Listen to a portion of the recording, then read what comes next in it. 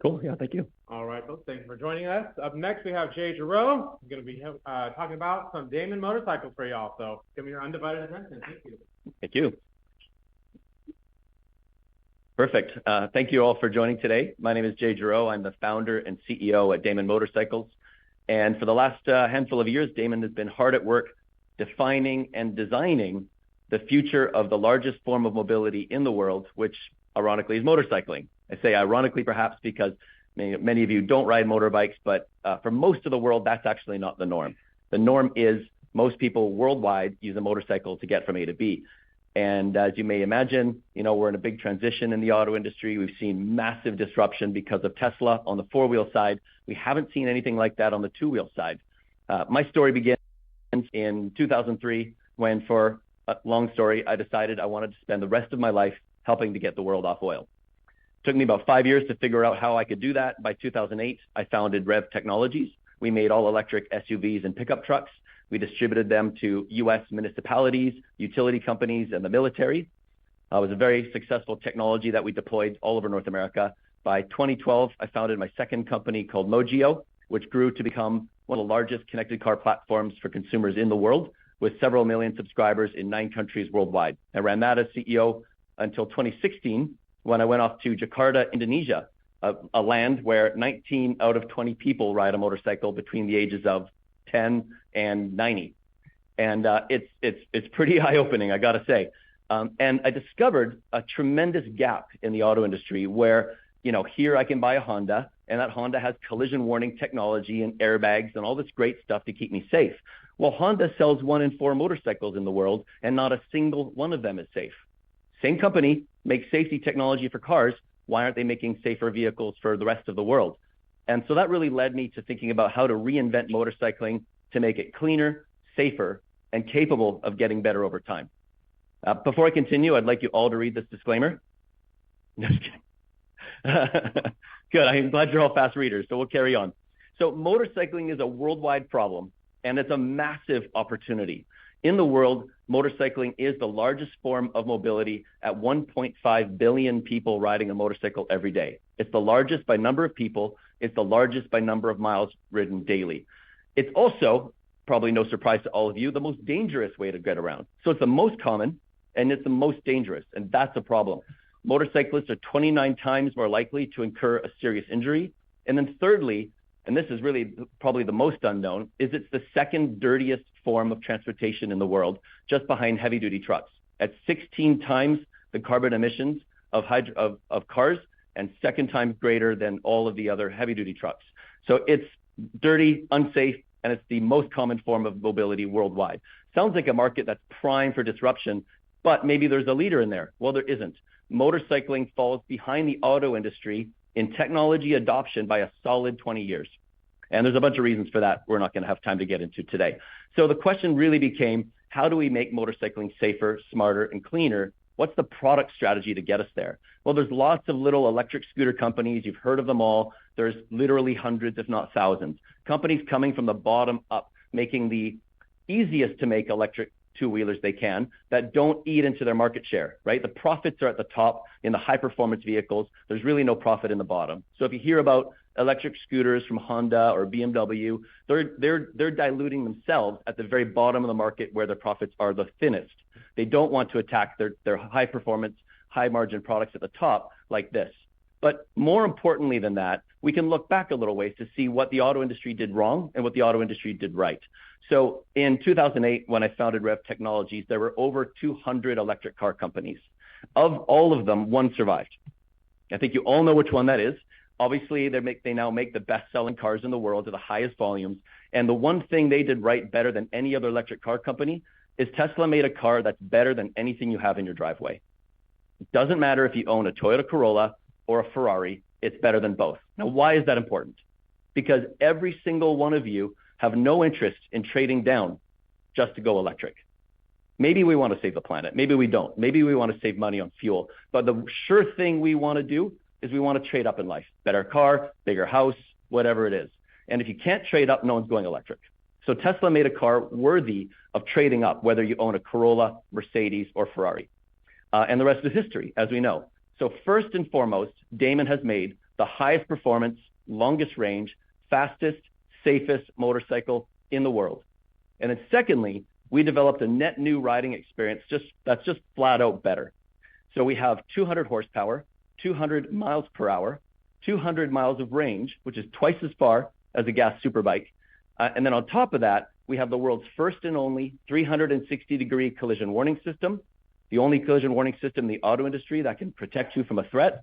The bike will transform at the push of a button from a commuter motorcycle into a sport motorcycle while you ride. It's like having two bikes in one. And it's built on a platform that allows us to bring our technology down market to mass market motorcycles around the world, thereby addressing that Indonesia genesis where I founded Damon. But instead of telling you all about it, I'm going to show you. And there's no audio. See if this helps. Oh, yeah.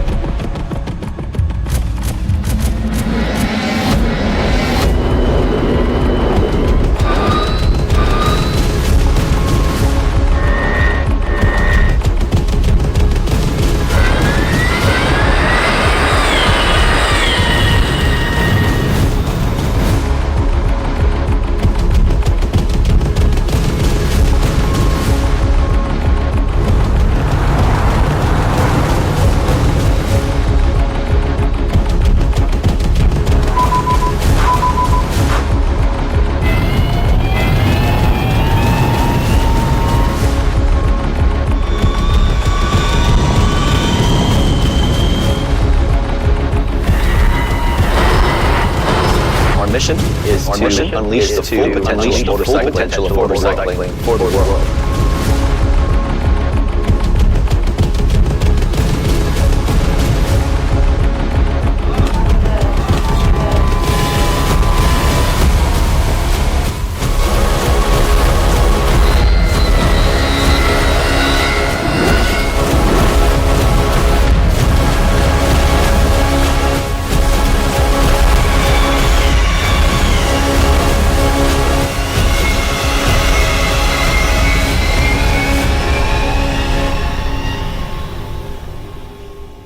All right, so if any of you is wondering that I was the rider on that bike, in most of those shots I was not, and no, I did not do this on a motorcycle. That was soccer. I'm finished with my motorcycle injuries, thankfully to Damon. So you saw a bunch of things there that are pretty unusual on a motorbike, and the horsepower isn't one of them. We have to compete with top-of-the-line Yamahas, Hondas, Ducatis that all deliver 200 horsepower and torque and speeds like this superbike. That's the bar. That's what it takes to enter the space and to even compete with the incumbents that own the dominant market share. But it's really those other things that nobody has ever seen before. A transforming motorcycle that gives you two bikes in one, a collision warning system that warns you of a threat from all sides, a bike that learns. So the guys in the audience who ride, the more you ride your Damon bikes, the safer you're making me. Imagine a motorcycle that as miles are put on it and our AI in the cloud is learning from all that data collection, we get software updates that make our bikes perpetually safer and smarter. As sci-fi as that may sound, every single Tesla is doing that today. Their collision warning system, autopilot, is getting safer with miles driven by the crowd of people that use those cars. So in the summer of last year, we had Wired Magazine be the inaugural media journalist to test ride the bike. They test rode it against a world-class, top-of-the-line BMW superbike. And our bike outperformed it. We published that data in January to show that this really is the first motorcycle that can inspire anyone who owns any motorcycle to actually want to go electric. Over the last handful of years, we've raised over $75 million to date to go into the R&D and the pre-production efforts of the company. We have amassed the largest motorcycle order book in history, 3,400 people anxiously waiting to get one of these bikes with credit card deposits. And we have 41 patents and patents pending. We put together a tremendous team of experts who've been designing, developing, manufacturing a wide range of electric vehicles, also hydrogen vehicles and gas vehicles. We've built two-wheel race cars, two-wheel motorbikes, three-wheel and four-wheel race cars, Teslas and Paganis and fuel cell cars with Honda. We've even built vertical takeoff aircraft that are electric. Our team comes from companies like Apple on the Secret Car Project, Daimler, Tesla, Bosch, Sumitomo, the list goes on. Over 200 years experience designing, developing, and scaling vehicles around the world. On the board, we have people like Alex Spiro, who's Elon Musk's personal lawyer, been instrumental to many of our financings and our connection with Tesla. Also, Greg Capelli, who's scaled universities around North America. We have some pretty special financial investors like Franklin Templeton, the Ford Motor Cars family office, Fontanalis, two prolific Canadian VCs. And on our strategic investors, we have Indica. They're the company that produces the electricity for all of Indonesia. They're a major investor in Damon. They're also the distributor for our future motorcycle line in the third largest motorcycle market in the world. We also have Auteco, the largest manufacturer of motorcycles in Latin America, also our distributor, and two other significant groups as well. And all of this technology and all of these people are come together in service of developing and scaling Hyperdrive. So Hyperdrive is the world's first all-electric monocoque, high-voltage battery pack designed in the shape of a motorbike. And what you saw there is we can just pull off the wheels and tires and frame, and suddenly you have this Hyperdrive. We can bolt on any motorcycle frame, any motorcycle suspension system or bodywork we want. That means one drive system that can serve a whole line of motorcycles for the Western world. Our proprietary motor delivers twice the power of a Tesla P100D motor, twice the power. We can supercharge this bike on a Tesla supercharger in 30 minutes. The whole system generates 3 times the power to weight ratio of a Tesla Model 3 Performance, which you all probably know is an insanely fast car. And we've developed all the technologies incumbent in this into this monocoque frame. So that means there is no frame. The battery pack acts as the frame of the motorcycle in the same way that the Cybertruck does, except we actually patented this before anybody had heard of Cybertruck. So the Hyperdrive powertrain can be a sport bike, a commuter bike, a touring bike, an adventure bike. You get the idea. And now that we've perfected this design and we're ready to go to production, we're moving into early designs Hyperlight over on the right. Hyperlight will be our small bike platform for Southeast Asia and Latin America. And together, our distributor partners give us access to selling into 62% of the world market. That's 62% of 180 million motorcycles annually. It's a huge market opportunity that has never been disrupted. So Copilot. Copilot is the world's first and only collision warning system. It can lock on and track about 64 objects simultaneously, a little bit like a fighter jet, but we're locking onto cars and bicycles and things that might cut you off.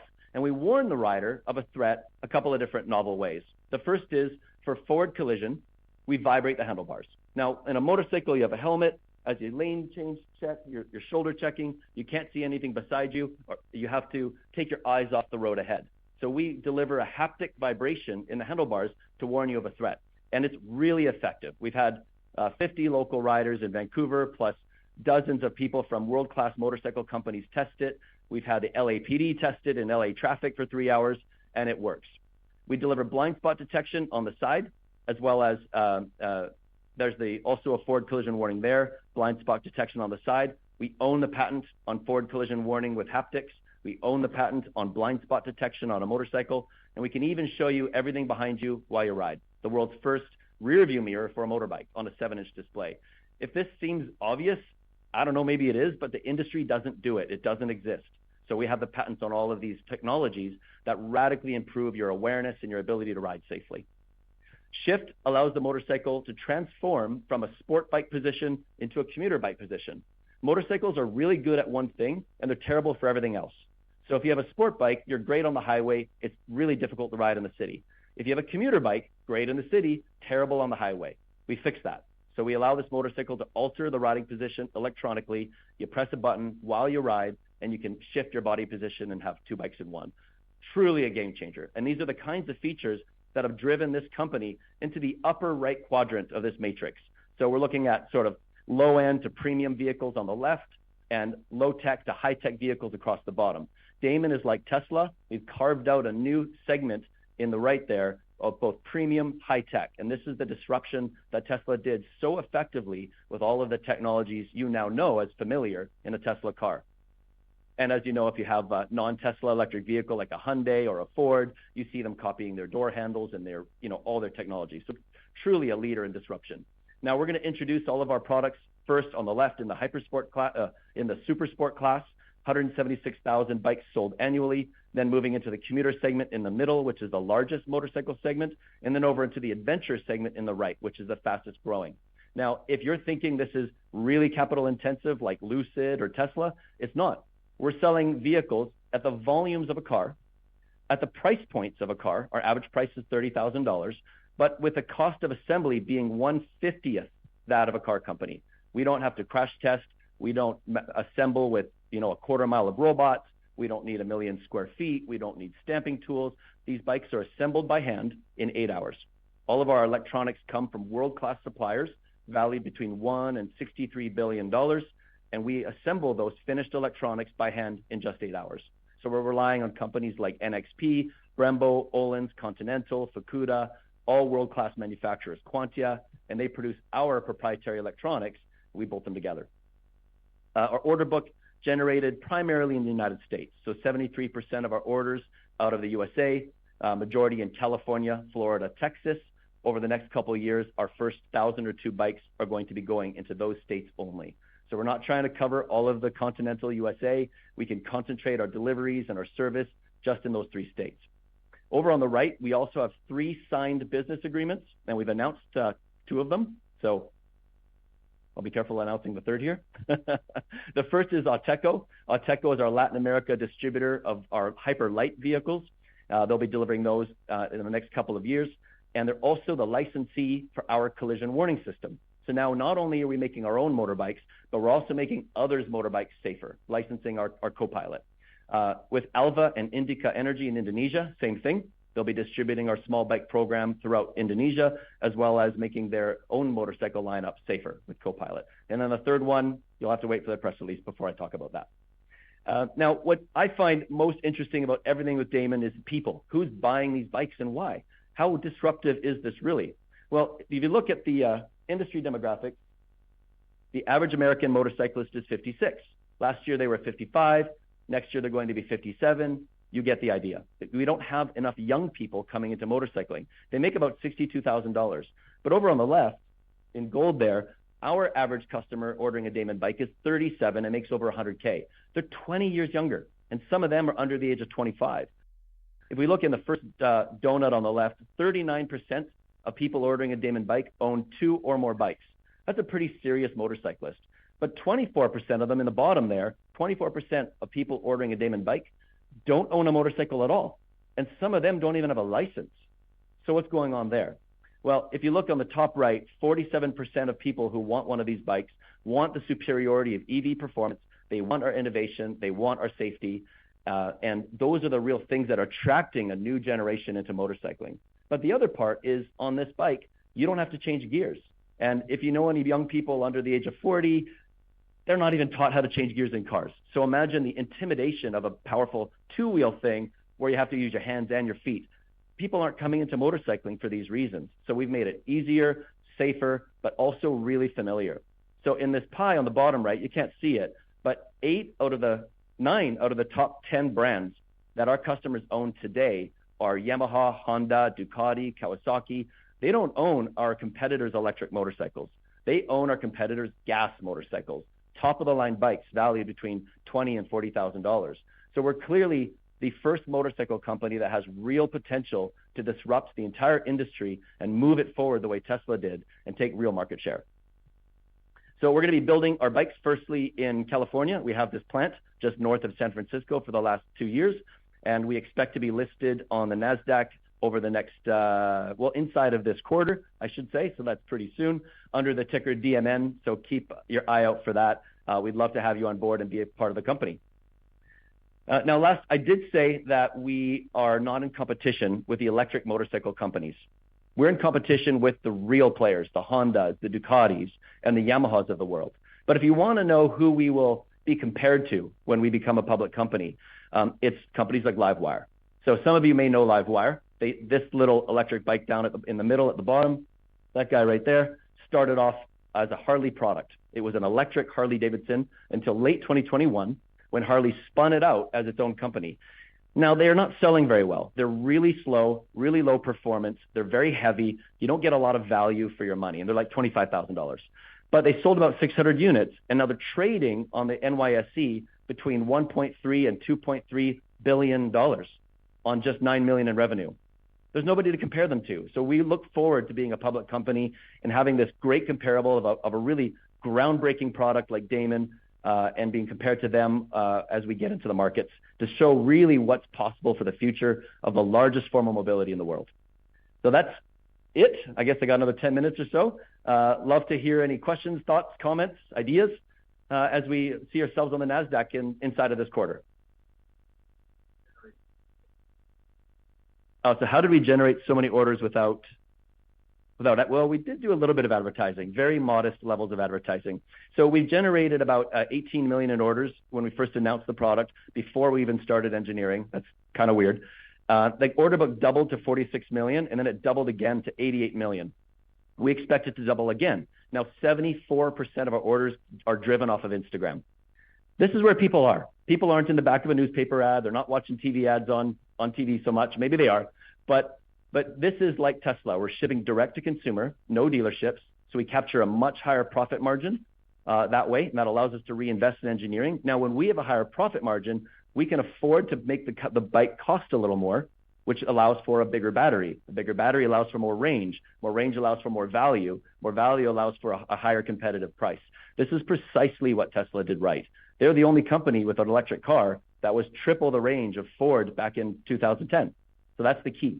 And so we've driven it all off of social media. We've earned 1,200 articles a year. We've seen 26 billion media impressions and just an extraordinary groundswell of excitement and momentum in a community that's huge and been waiting for disruption for a long time. It was a long answer for a small question, wasn't it? Any other questions? Wowed you all. Awesome. Love to have you all involved. Thank you.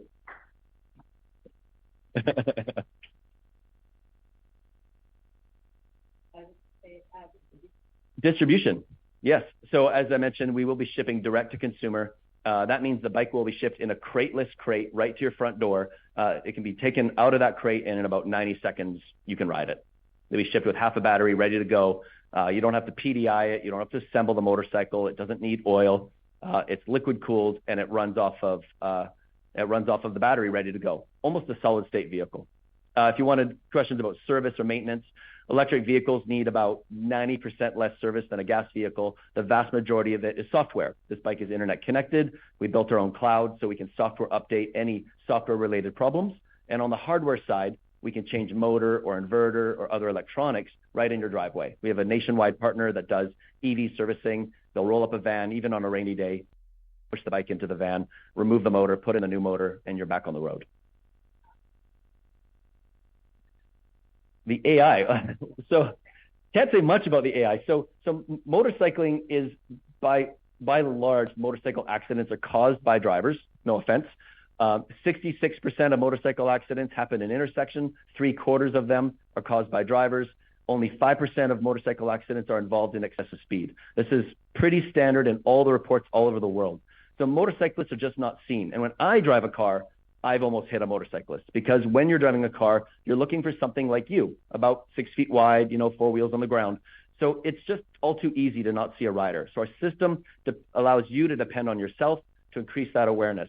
Now, every time we pass through an intersection, we can gather all the data of what's happening around that bike in real time. Environmental, the behavior of the bike, and even the behavior of the rider. We transpose that data to the cloud. We reverse engineer all of that data, all of the accidents and near accidents, and we can train the AI to start to see a wider variety of threats. Eventually, for all that training, we'll train the system to be able to do that all by itself. So it's a pretty novel AI. I can't get into any more detail, but it'll allow the bike to ultimately appreciate in safety and performance over time.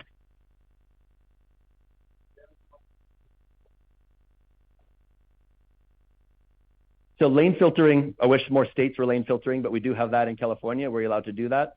Our system deals with vehicles coming up from behind and then narrows the field of view. So we have a proprietary software where effectively as the bike leans, as it pitches forward, or as it enters in between lanes, we have to adjust what the bike sees and what it ignores in real time. It's taken 6 years of testing, 40,000 miles to train all of the variables, as you could imagine, to do that.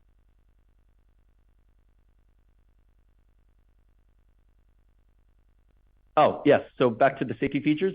So Copilot warns the rider in 3 different ways. The first is a vibration in the handlebars. So regardless of where you're looking, you could be looking over your shoulder and the bike will warn you of a threat.